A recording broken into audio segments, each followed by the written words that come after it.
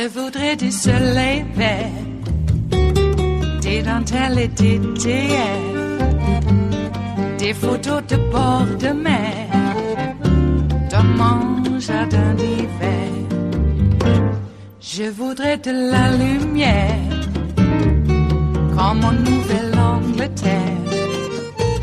Je veux changer d'atmosphère, dans mon jardin d'hiver.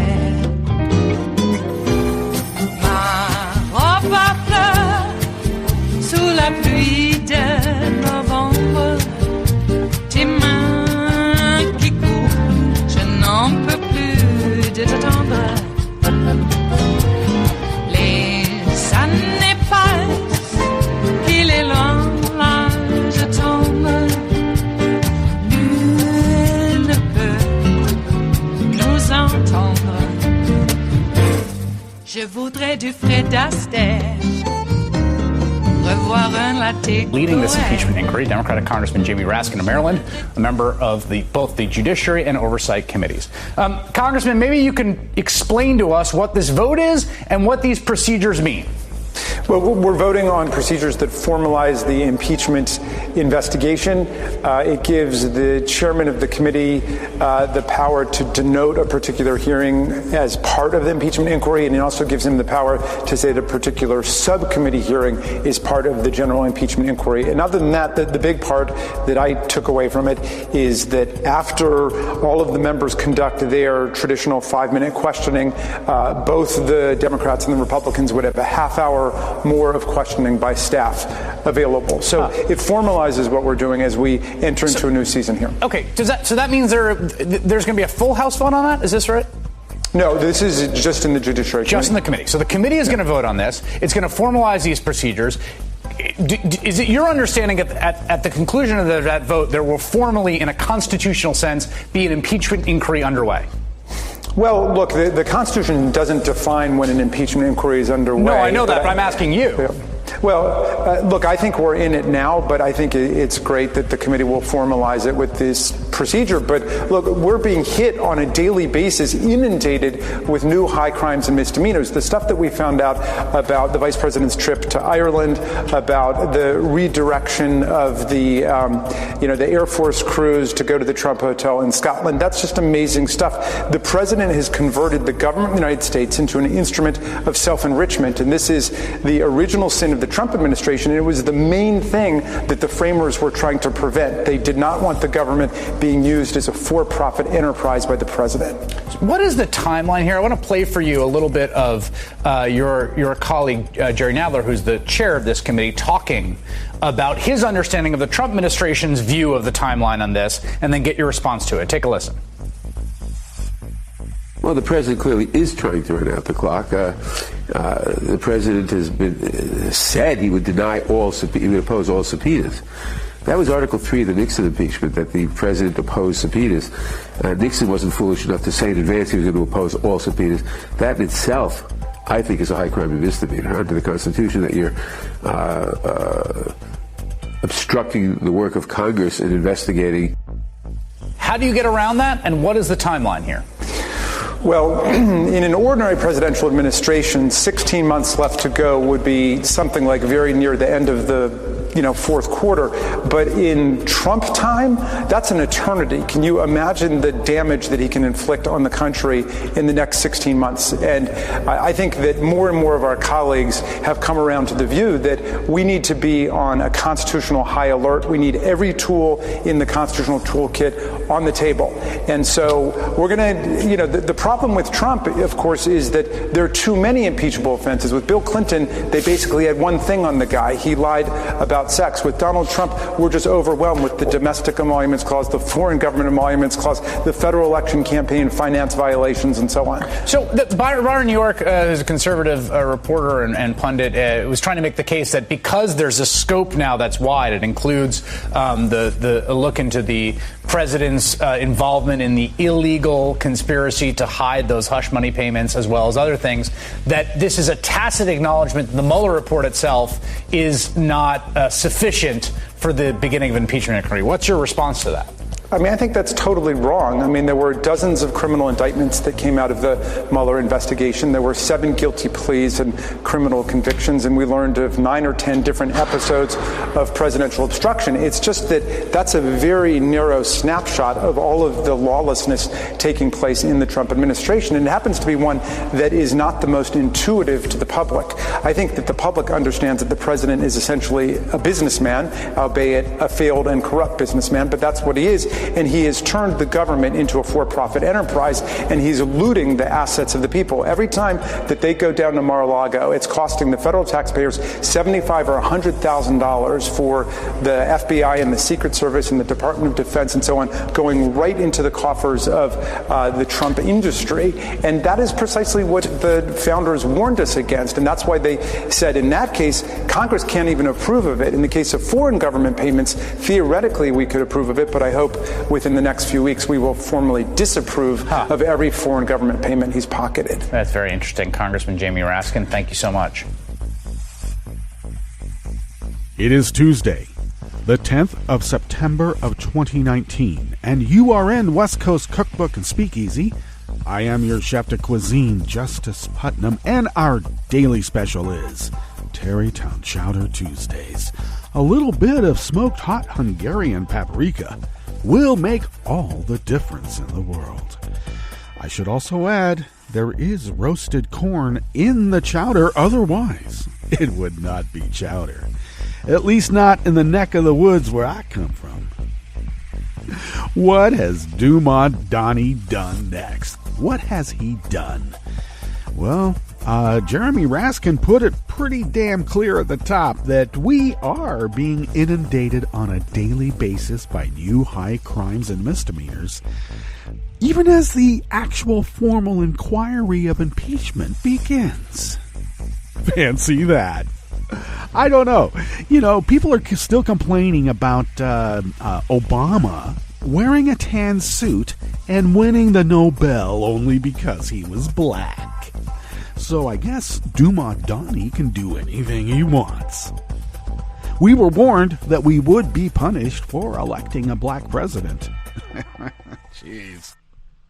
I love the fabricated, just an aside, I love the fabricated scandals for the Obama administration, like Fast and Furious. Oh, God, a program begun under GW. You know, because GW was a war criminal. They do those sorts of things. Gun running? Hey, that's right up our alley. But get the Chicago black guy involved somehow because, you know, Chicago. All right. What came of that investigation? Were there anybody put in jail for that one? I want to know, because there's a lot of people in jail in Donnie's orbit. All right. And it turns out that, Trump keeps saying, oh, that has nothing to do with me, about Turnberry and Prescott. I believe it's Prescott, the little airport there. And that he had no deal. He has nothing to do with that. He goes, it has nothing to do with me. And it has everything to do with him. In fact, so much so that there's signatures on documents that the Scottish government has. Ha!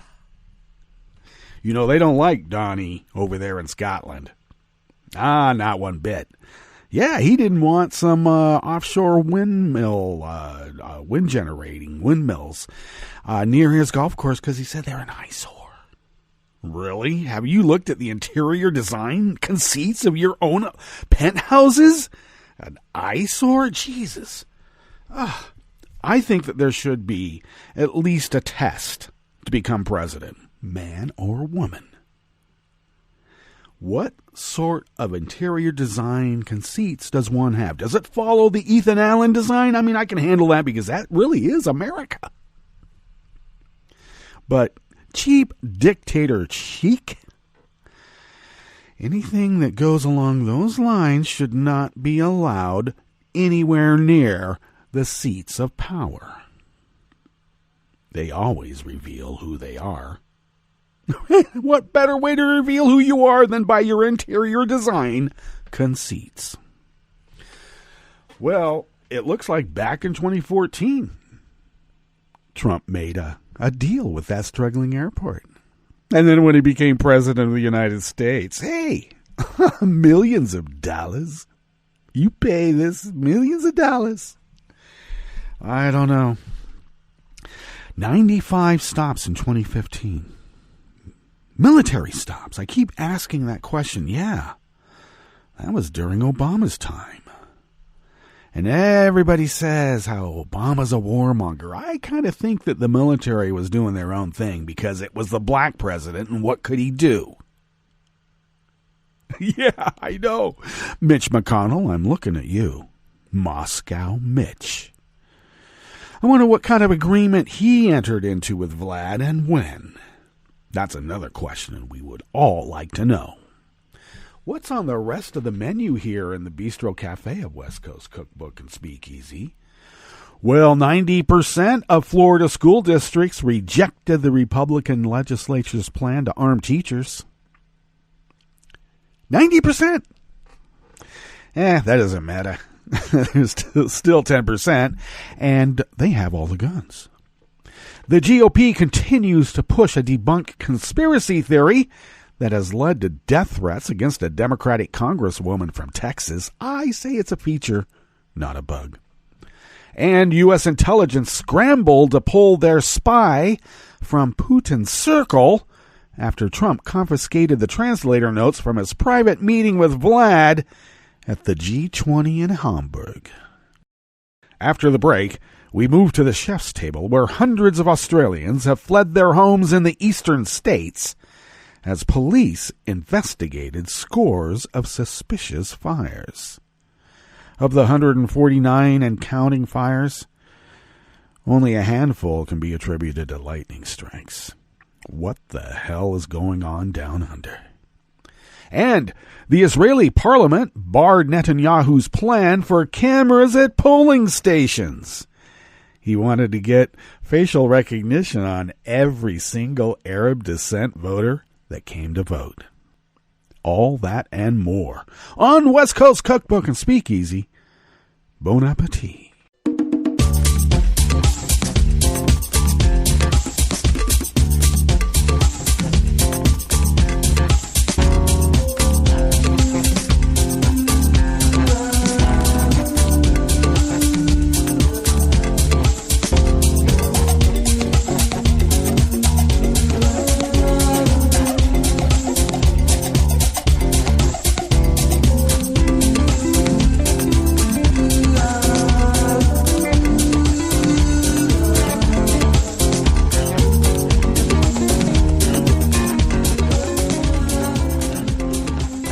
Bottom of our homepage at netrootsradio.com. To the rightish of the page is the chat room link, deftly located by superior graphic design. Right there by the social media scroll. And our chat room link is monitored by Kelly Lincoln. Thank you, Kelly, for doing that task. To the leftish of the page from the chat room link at the bottom of our homepage at netrootsradio.com is the link to our Patreon site, and do please become a recurring Patreon of Netroots Radio. It doesn't take much. How about the cost of an espresso-type coffee drink once a month sent our way, and we will stretch those dollars. We have vast experience, in fact, 8 years and counting, of continuous 24/7, 365 Resistance Radio. And we've been fulfilling our civic duty because of your generosity, and we are forever thankful for that. Please do keep it up. Yikes. Yeah, Think Progress went out of business. Damn. So, you know, the other side, they have a vast treasure trove of funds. Some of them from hostile foreign actors, by the way. And all we have is what comes out of our wallets and you. This is what representative democracy is about. Damn right. Us, we, the people. That's why we call it the U.S., us. In a great experiment to make lives better for all. Isn't that a grand hope? And we work at it. So let's keep working to make lives better for you, me, and everybody. Why be ashamed of that? We're not. If you would like to follow Netroots Radio on Twitter, please do at Netroots Radio. Tom takes care of that. Thank you, Tom. I take care of at Justice Putnam, and most importantly, I post the show notes and links diary on Daily Kos about 10 minutes before showtime.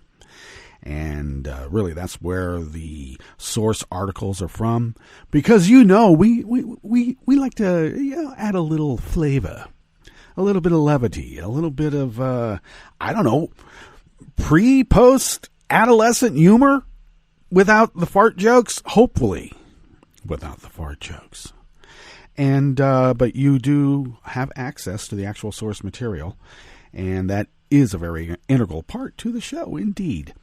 Follow the show on Twitter at Cookbook West, and pick up podcasts by way of Spreaker, Stitcher, TuneIn, iHeart, YouTube, iTunes, and wherever podcasts can be found in the millions, probably billions now. I wonder. Could be. I haven't been in the cloud for a while, figuratively or digitally, so as far as I know. Boy, well, we do have, that facial recognition story with Benjamin. So maybe we're in the cloud and we don't know it. Philosophers will probably philosophize about that aspect in the eons to come, if we make it that far. All right, let's look at this first offering here in the Bistro Cafe of West Coast Cookbook and Speakeasy, Tarrytown Chowder, Tuesdays. And Dan Desai Martin of Share Blue Media brings us this offering. As a new school year starts in Florida, the overwhelming majority of school districts reject the idea of sending armed teachers into the classroom, according to a report from that damn leftist extremist liberal organization called the Wall Street Journal. You know that's what they're going to be called now. Extreme leftists. Of the state's 67 school districts contacted by the Journal, only 7 have approved or are considering the notion of arming teachers. The remaining 60 either outright rejected the notion or refused to answer. And that was 57 outright rejected, 3 refused to answer, which probably means there's some people with guns there. Let's hope not. The state's largest 25 school districts, including Miami-Dade, Broward, and Orange, all turned their backs on the idea of flooding schools with guns. Critical thinking will do that to you. Damn critical thinkers, we have to get rid of them now, don't we? Teachers have a lot on their plates, Tamara Schamberger, chairwoman of Tampa's Hillsborough County School Board, told the Journal. Their focus has to be on educating their kids and not fighting off bad guys. Arm the teachers instead of keeping guns off campus. Or let's do this. Why not create some sort of society where if somebody does go off the deep end for whatever reason, they don't have an implement of war to do it? Oh, I know, that would be impinging upon the rights of those who want to be able to have an implement of war to exact on their fellow citizens when the time calls. That's exactly why we don't want implements of war in the hands of civilians.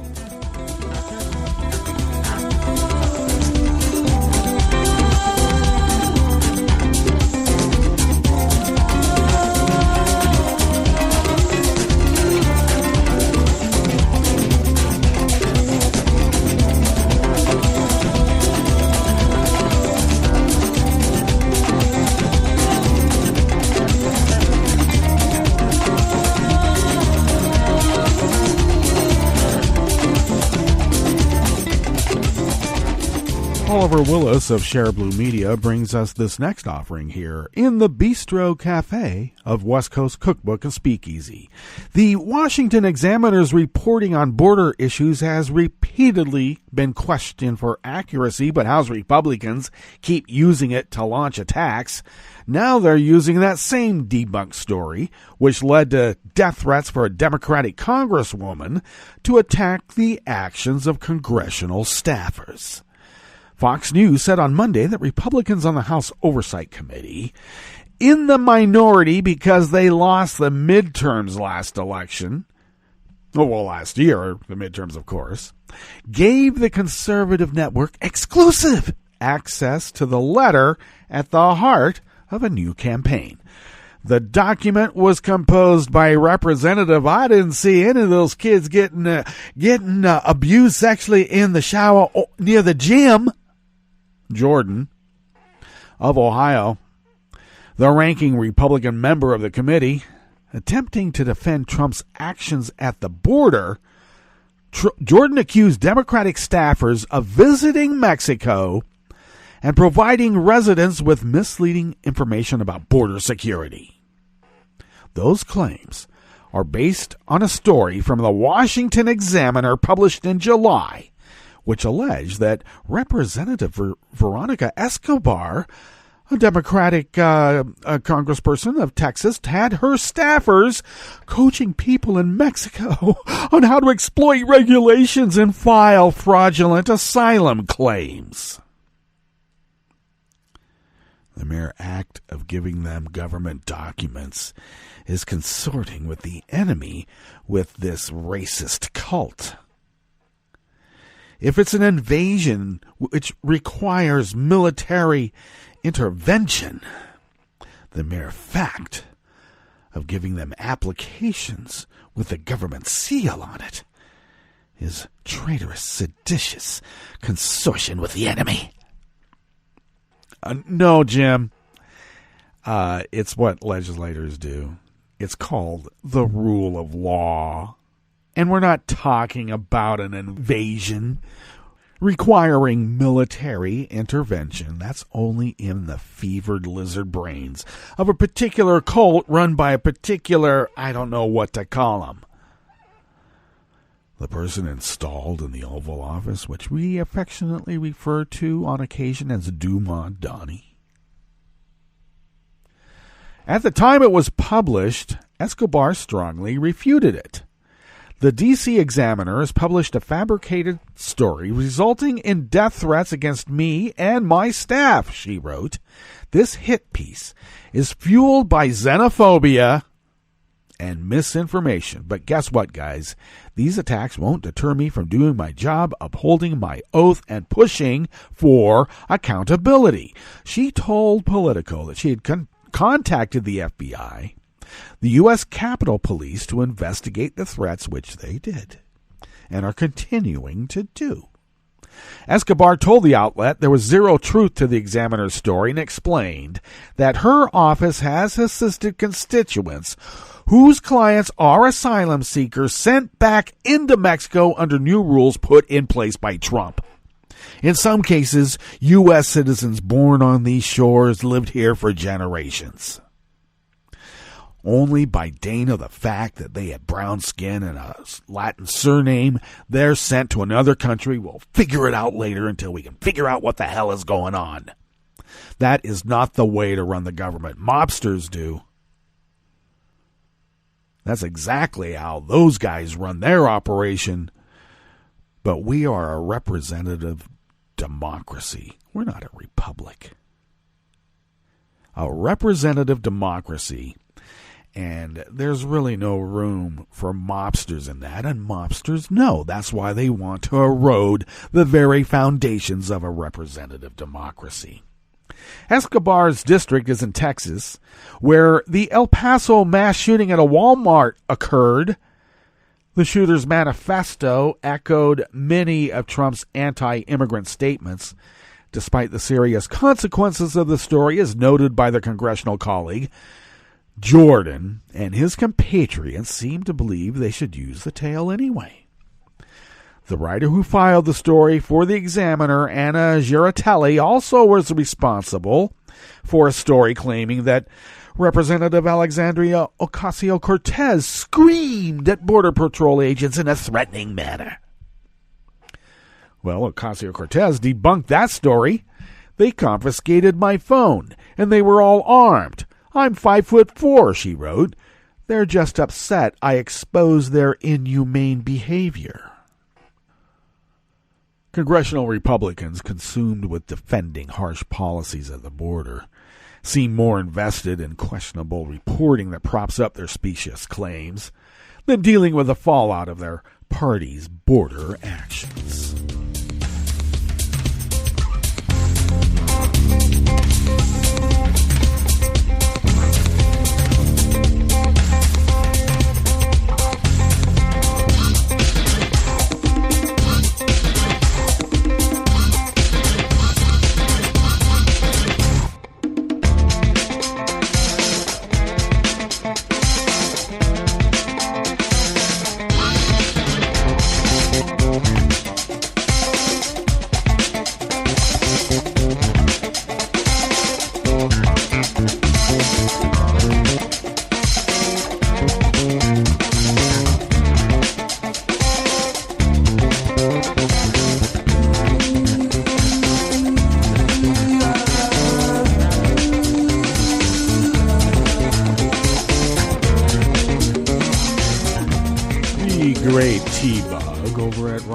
Brings us this final offering here in the Bistro Cafe of West Coast Cookbook and Speakeasy, Tarrytown Chowder Tuesdays.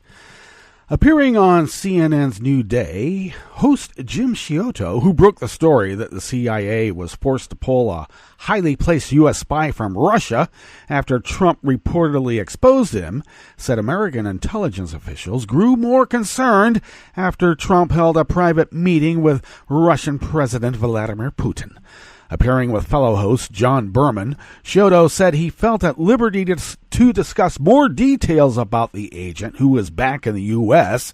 now that the New York Times released information they had received. I should add, Ken Delanian knocked on the guy's door and apparently had been living in the Washington suburbs of the D.C. suburbs under his own name with his family. And Ken Delanian went knocking on the door, and some obvious government agents, young guys, came screaming up the street in their SUV. But he made it to the guy's door. Supposedly he's going to be relocated with maybe an assumed name. All I know is that if you're a critic of Putin, there's a lot of convenient things that can happen, like heart attacks, polonium poisonings, 5-story falls, moving a piano into a condo, and you don't have a piano or a condo. These conveniences happen too often. The convenient mugging. It just happens too often, so conveniently. So I know that it's important to get a scoop. And I know that Ken couldn't get the guy to answer the phone. I don't know. It seems rather dangerous to me, especially since this is the guy that exposed the Russian interference in our elections in 2016. We'll put him in a Washington suburb under his own name. That's protection. This story is a little bit confusing to me, especially if you watch all the spy movies that have been out there. Clancy, where are you? Now, according to the CNN reporter, not only were intel officials concerned about Trump exposing sensitive information in the Oval Office with Russian officials, but they grew concerned when he confiscated his interpreter's transcripts from his Putin meeting. I spoke to 5 separate sources for this story, Sciotto relayed. People who served in the Trump administration in the highest levels of the intelligence agencies and also on Capitol Hill, handling sensitive intelligence, and they told me that this decision happened at a time of broad concern in the intelligence community about Trump's handling of intelligence, and it did not end with that Oval Office meeting. In July of 2017, you'll remember, Trump met with Putin at the G20 in Hamburg. It was a private meeting, and Trump took the interpreter's notes afterwards, an unusual step. I've been told by an intelligence source that after that meeting as well, the intel community was concerned that Trump had improperly discussed classified information, and they didn't know what it was. What would you do? We've already seen what happened to Valerie Plame, pawns in a game used for political retribution or whatever? Who does that? Yeah, one party has done that repeatedly.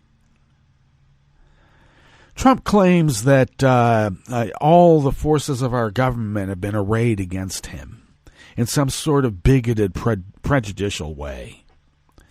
I would say it is not bigoted, and it's not prejudicial.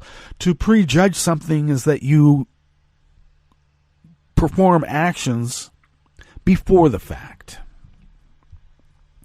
We already know of Dumont Donnie's loyalties and where they lay. We already know about his greed, his narcissistic behavior, all of the behaviors that have been used for quite a while in terms of Russian influence and the people that they get to do their bidding. This is not new. This guy's been under the radar since he consorted with Ivana way back, and her dad was part of KGB. But, these things happen. Let's get on with our break, and when we get back from that break, we are going to go through weather from around the world and finish up with the stories that we have curated for you today. You are listening to West Coast Cookbook and Speakeasy, and we will be right back. You are listening to netrootsradio.com. Please hang up and try again.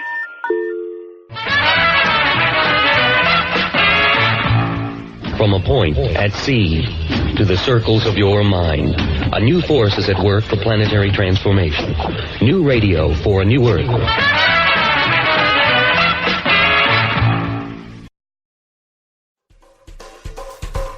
This is Scientific American's 60-Second Science. I'm Jared Rizzi. Best before, sell by, for best results, use by. You probably have many of these labels on items in your fridge and pantry right now. A lot of behavior on what you throw away and how you consume food. A lot of people go off what's on the label. And so what we're looking at is trying to shift behavior, trying to make consistency in terms of how foods are labeled so that we can avoid waste and avoid people throwing away products that are perfectly good to eat. Pete Pearson is the Senior Director for Food Loss and Waste at World Wildlife Fund.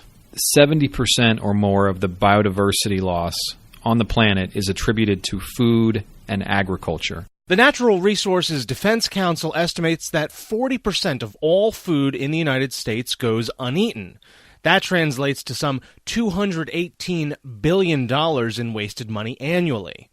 Beyond the hit to the wallet, food waste in landfills creates methane, which is a more potent greenhouse gas than carbon dioxide. And these figures don't include a full accounting of the accumulated waste producing and transporting food that we don't eat: water and fertilizer, maintenance of animal habitats, and fuel. And often, because of labeling and consumer behavior, we throw it away and it's still perfectly good to eat.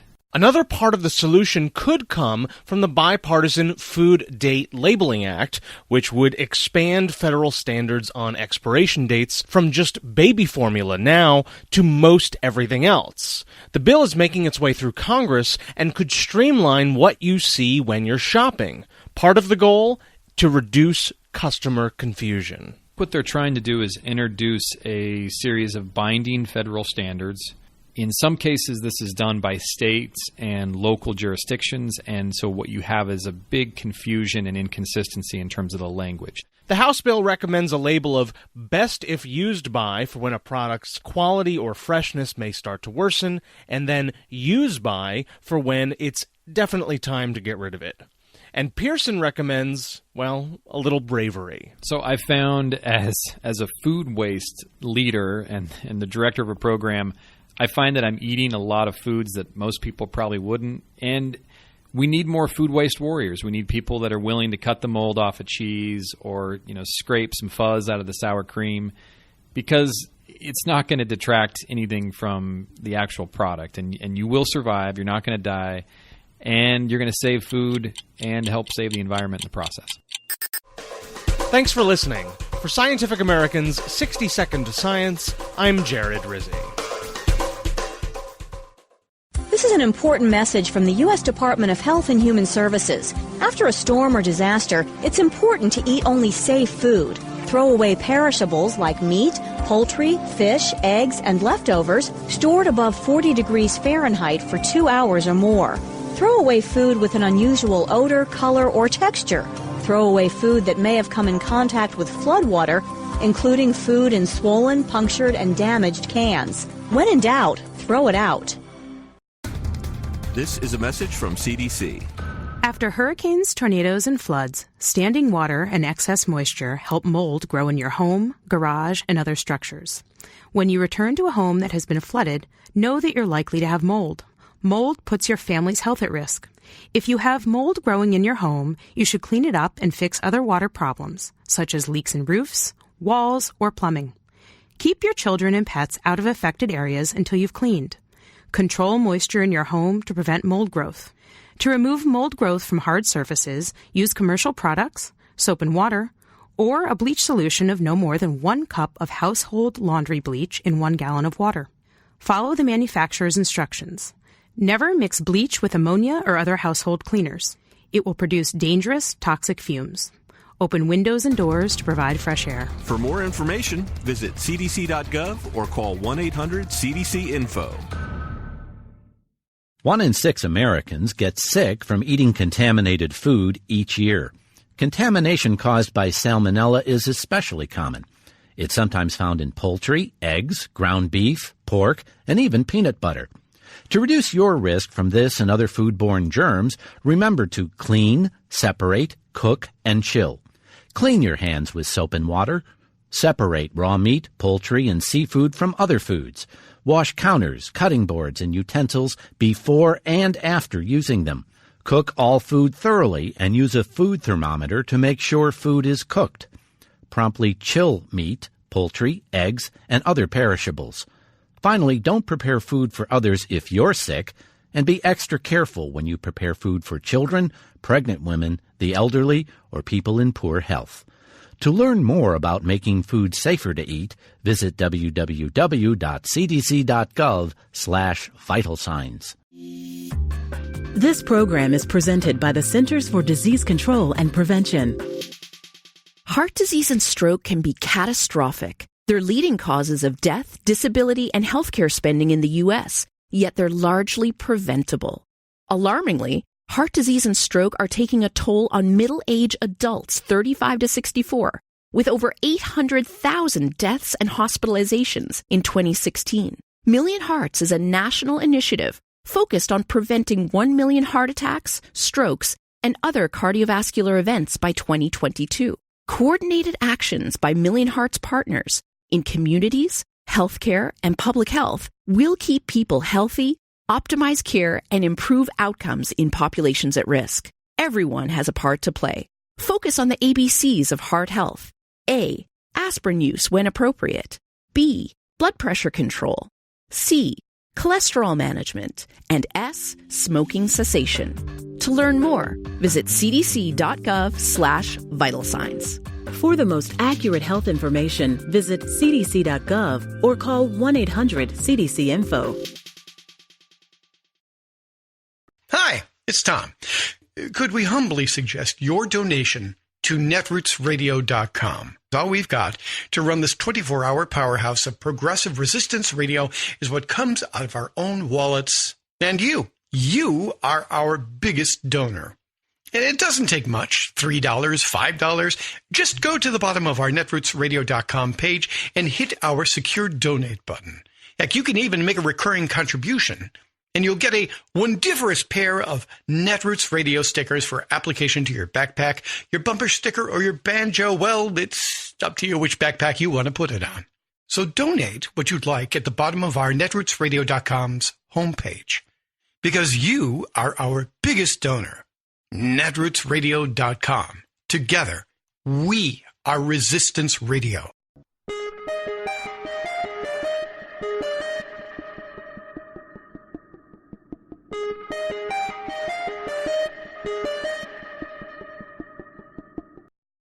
A history quiz. When was America founded?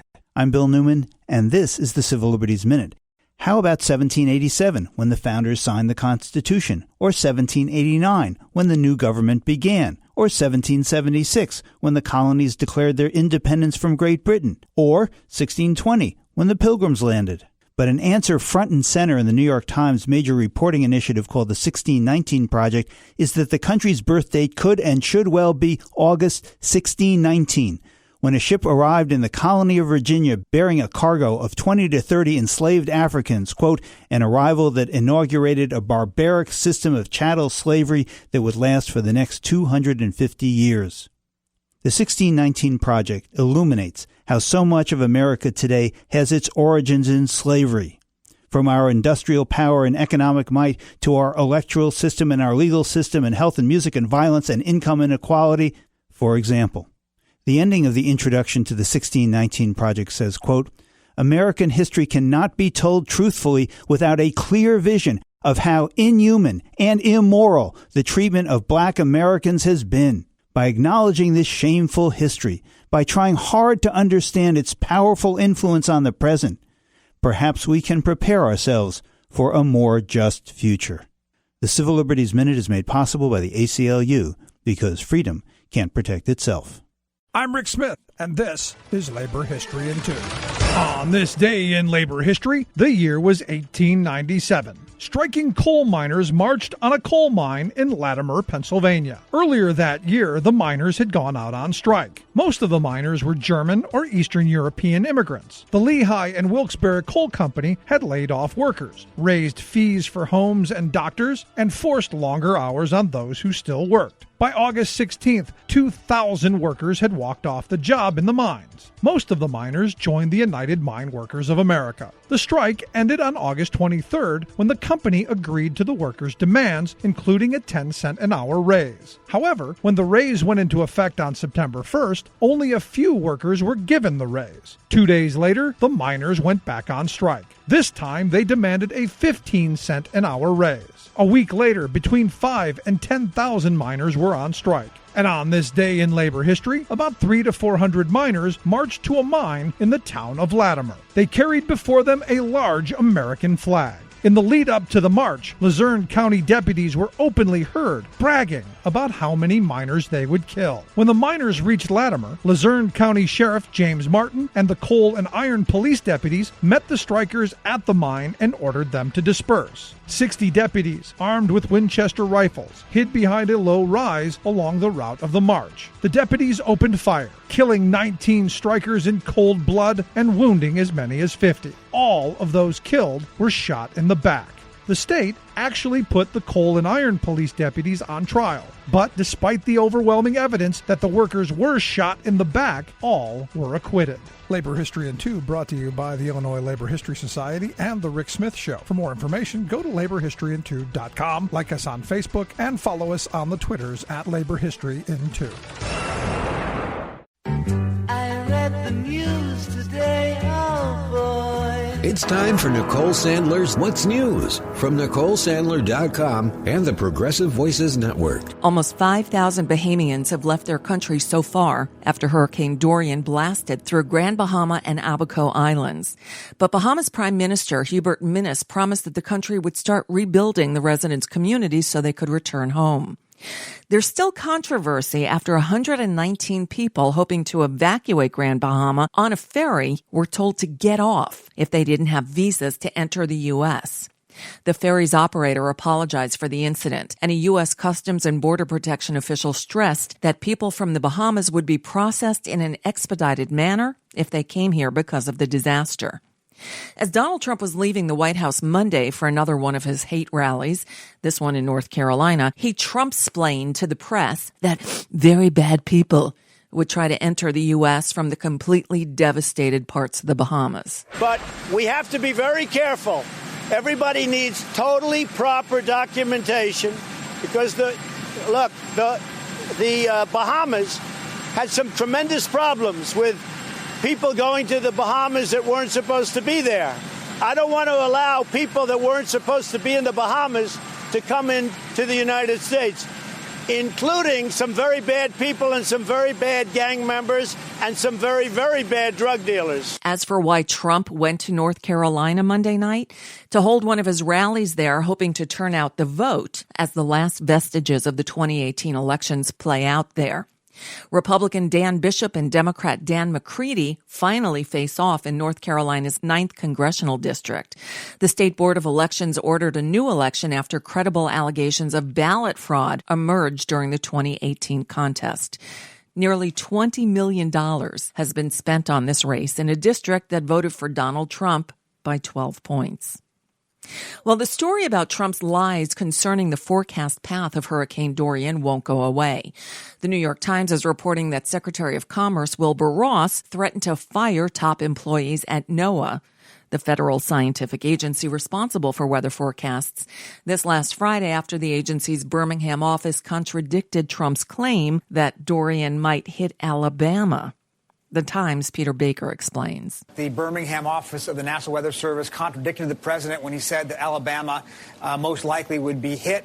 5 days later, the NOAA, which is the parent agency on top of the Weather Service, issued an unusual statement chastising that office, saying that they spoke with too much certainty and basically, in effect, admonishing them for contradicting the president. Well, it turns out that statement came after the Commerce Secretary, Wilbur Ross, who oversees NOAA, called the acting director of NOAA, Neil Jacobs, at home and said that he had to fix the situation, that this contradiction was not something that could stand between the president and the agency of the government. And he basically made clear, according to the sources who've talked to us, that he would be fired, or at least other people around him would be fired if this didn't happen. CNN's Jim Sciutto broke a big story Monday about the U.S. extracting one of its highest-level covert sources inside the Russian government over concerns that Donald Trump can't be trusted with classified intelligence and could contribute to exposing the source as a spy. Multiple Trump administration officials with direct knowledge tell me that in a previously undisclosed secret mission in 2017, the U.S. successfully extracted from Russia one of its highest-level covert sources inside the Russian government. Knowledge of the Russian covert source's existence was highly restricted within the U.S. government. According to one source, there was, quote, no equal alternative inside the Russian government, providing both insight and information on Putin. A person directly involved in the discussions said that the removal of the Russian was driven in part by concerns that President Trump and his administration repeatedly mishandled classified intelligence and could contribute to exposing the covert source as a spy. The decision to carry out the extraction occurred soon after a May 2017 meeting in the Oval Office in which Trump discussed highly classified intelligence with Russian Foreign Minister Sergei Lavrov and then Russian Ambassador to the U.S. Sergei Kislyak. The intelligence concerning ISIS in Syria had been provided by Israel. The disclosure to the Russians by the president, though not about the Russian spies specifically, prompted intelligence officials to renew discussions about the potential risk of exposure, according to the source directly involved in the matter. At the time, then CIA Director Mike Pompeo told other senior Trump administration officials that too much information was coming out regarding the asset. And finally, things aren't any saner in the UK, where Parliament is now suspended until mid-October, but not before they dealt Prime Minister Boris Johnson yet another blow to his Brexit plans. British lawmakers in the early hours of Tuesday morning dealt Prime Minister Boris Johnson yet another defeat after they rejected for the second time in a week his bid to try and break the Brexit deadlock with an early general election. Johnson needed a majority of 2/3 for the motion to pass, but fell far short of the threshold. The ayes to the right, 293. The noes to the left, 46. That's less than last time. Johnson had wanted to hold a snap election in mid-October before a European Union summit on October 17th, and before the country is due to leave the EU on October 31st. This government will press on with negotiating a deal.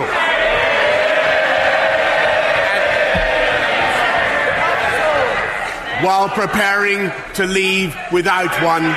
Johnson said he would not request an extension to Brexit, even after a law was passed on Monday demanding Britain seek one from the EU, unless he can strike a divorce deal. No matter how many devices this Parliament invents to tie my hands. I will strive, Mr. Speaker, to get an agreement in the national interest. Opposition Labour Party leader Jeremy Corbyn said the party was eager for an election, but would not support Johnson's move to hold one until it was certain a delay to Brexit had been secured. Mr. Speaker, this government is a disgrace, and the way the Prime Minister operates is a disgrace.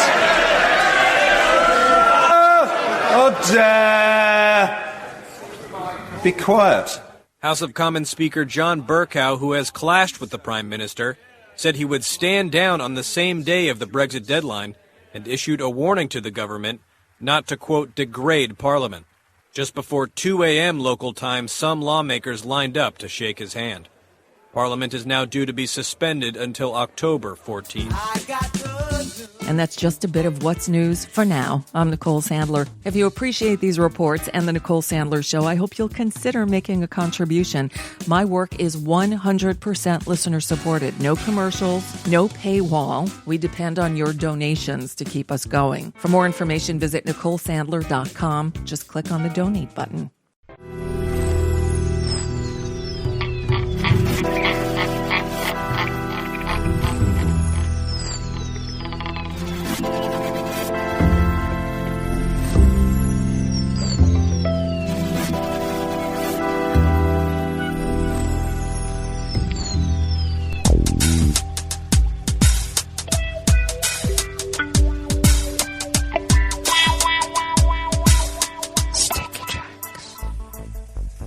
Thank you for accompanying us here to the chef's table at West Coast Cookbook and Speakeasy. Tarrytown Chowder Tuesdays. We always begin weather from around the world along the banks of the Rogue River in the Rogue River Valley of Southern Oregon on the west coast of the continental United States of America, where it is currently 62 degrees Fahrenheit, slated for a high of about 73 degrees. Mostly cloudy conditions will prevail throughout the morning. They say a little bit cooler than yesterday. I think we're going to be about the same. Once again, partial cloudiness most of the day with scattered showers beginning this afternoon and isolated thunder showers overnight. Winds will be light and variable, continuing through the night. And tomorrow, overnight lows in the low... Well, it says the upper 50s to low 60s. It should be in the low 60s. And tomorrow we should be having a high of around 80. And mostly sunshine with a few smattering of clouds tomorrow. Looks like ragweed pollen is considered low in the pollen index. The air quality index is good at 26 parts per million. And that daytime UV index is high at 6. So continue to take care. Barometric pressure is falling at 29.96 inches. Visibility is down to 7 miles. And relative humidity is at 90%. Weather from around the world is brought to you by people's personal weather stations that they purchased. These people planted these purchased personal weather stations somewhere on their property, and these people positively live around the world. London is 68 and mostly cloudy. Paris is 75 and sunny. Rome is 82 and fair. Kiev is 79 and fair. Kabul, 80 degrees and fair. Hong Kong is 83 and fair. Tokyo is 80 degrees with rain and a flood advisory because of a monsoon. Looks like Sydney, Australia is 51 degrees and partly cloudy. San Francisco, California is 55 and partly cloudy with a wind advisory on the bay and offshore for small craft. And New York is 75 degrees Fahrenheit and cloudy. And that is weather from around the world, brought to you by people's personal weather stations that they purchased. These people planted these purchased personal weather stations somewhere on their property. And these people positively live around the world.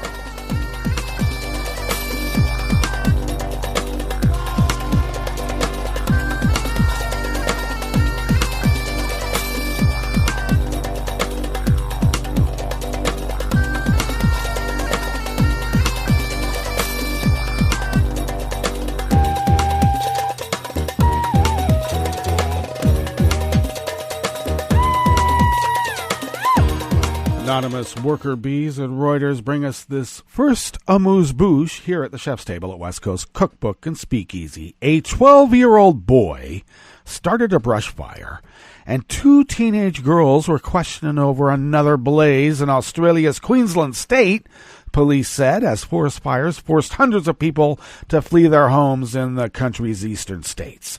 Strong winds have fanned some 140 brush fires in northern Queensland and neighboring New South Wales state this week, with flames ravaging thousands of hectares of land. At least 8 of the fires are suspicious, and police said they questioned those 3 children over the blazes. The 12-year-old boy was questioned after a group of teenagers were found on Monday in Bushland near a skate park in Brisbane, Queensland's capital. The boy deliberately lit the fire, which spread to a nearby storage facility, destroying a fence, 2 shipping containers, and their contents. The boy was processed through the state's juvenile legal system, which meant he was released with a caution. And police were questioning 2 14-year-old girls over a fire in Bushland near the Gold Coast. Some of the fires have involved children playing, and obviously the consequences are dire as a result of that. And some of them have been purposeful and malicious, authorities said.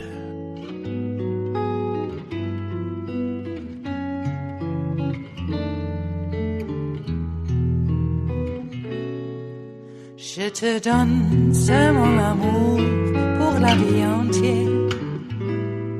La promesse de me trouver à tes genoux. Aussitôt que tu m'appelles, rester toujours fidèle. C'est tout, c'est tout. Je te donne tous mes printemps, mes étés de mer, mes automnes quand les feuilles tombent partout. Si ce n'est pas une bonne affaire, je te donne tous mes hivers, c'est tout. Jeffrey Huller of Reuters brings us this final amuse-bouche here at the Chef's Table at West Coast Cookbook and Speakeasy. Tarrytown Chowder Tuesdays. Prime Minister Benjamin Netanyahu failed in a bid to have cameras installed at Israeli voter stations, but seized on the legislative defeat to hone accusations his foes intend to steal next week's election with millions of illegal votes. Where have we heard that before? Well, echoing Donald Trump in his winning presidential run in 2016, Netanyahu, leader of the right-wing Likud party, has turned possible voter fraud into a central theme of his own campaign in a tightly contested race. He has implored supporters to flock to the ballot box to ensure him a 5th term amid allegations by Likud officials of widespread fraud at polling stations in Arab towns in the previous inconclusive election in April. A day after Netanyahu's cabinet approved draft legislation for camera monitoring, the proposed bill was voted down in committee in Parliament. Most Western countries have restrictions on the use of cameras in ballot stations, and political commentators had predicted a rough ride for the measure. But the proposal, which critics said was aimed at intimidating Arab voters, brought Netanyahu's electoral fraud accusations to the forefront of a fight for political survival that has been marked by daily leaks of police interrogations of witnesses against him. Well, the chickens have come home to roost. Well, we are now at the end of our broadcast period for the day, but you do know that Netroots Radio is going to broadcast on. In fact, we're going to meet up tomorrow for Smothered Benedict Wednesdays. So do stay tuned to Netroots Radio all day and all night for all the breaking news as it breaks. And we'll meet up here tomorrow, right here, in West Coast Cookbook and Speakeasy. Bon appetit.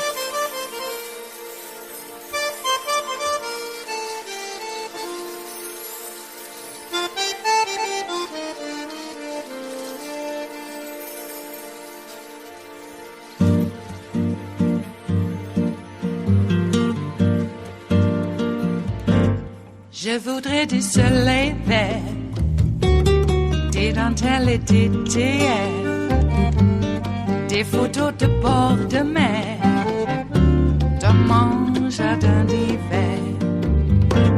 Je voudrais de la lumière, comme en Nouvelle-Angleterre.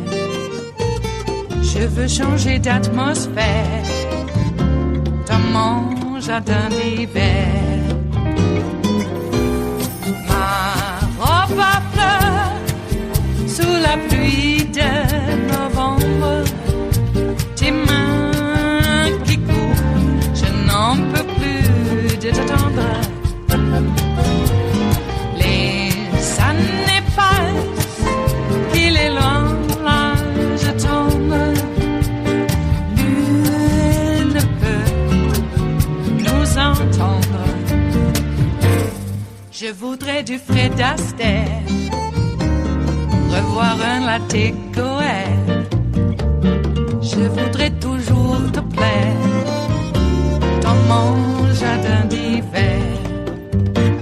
Je veux déjeuner par terre, comme au long de golfe clair. T'embrasser les yeux ouverts dans mon jardin d'hiver.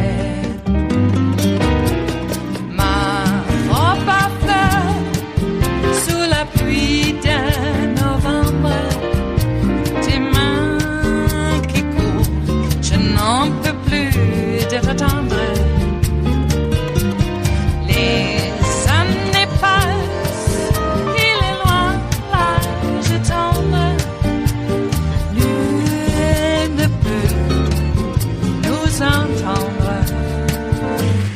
Ba-da-da-dum-di-da-dum. Ba-da-da-dum-di-da-dum. Ba-da-da-dum-di-da-dum. Dans mon jardin d'hiver. Ba-da-da-dum-di-da-dum. Ba-da-da-dum-di-da-dum. Ba-da-da-dum-di-da-dum. Dans mon jardin d'hiver. Dans mon jardin d'hiver, dans mon jardin d'hiver.